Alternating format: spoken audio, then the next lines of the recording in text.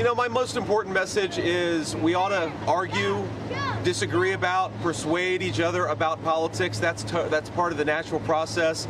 But we can't discard friends and we can't discard family members. I think that if we all just recognize this basic principle that we ought to love people, we ought to be friends with people, we ought to be family members with people, regardless of their politics, that would do a lot to heal the division. I know myself, I've had a lot of friends, not a lot, I've had a few friends who have cast their friendship aside because I decided that I wanted Donald J. Trump to be the winner in the last election and in this election. I think that's a tragedy, and I'm not going to follow that example. I'd say to everybody, whether you're voting for Donald Trump or voting for Kamala Harris, remember, friends and family, that stuff is what really, really matters. We ought to be kind to one another. We ought to treat each other with respect. And fundamentally, what we're trying to do, President Trump and I, is just build the kind of country where our fellow Americans can achieve their dreams. But that's all of our fellow Americans, regardless of who they vote for.